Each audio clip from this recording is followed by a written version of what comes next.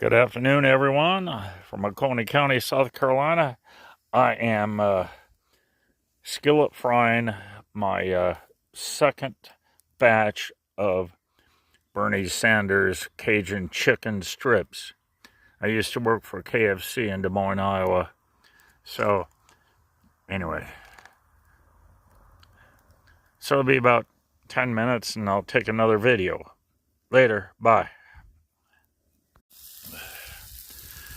Good afternoon, everyone, from Oconee County, South Carolina. I have just finished skillet frying my Burny Sanders Cajun chicken strips. So I'm going to let it pan cool for a minute, and then I'll taste test them. So enjoy. Next time I'll be doing in a few days, I'll be doing the Burny Sanders bites. So same chicken, same spices, just smaller pieces. Later. Bye.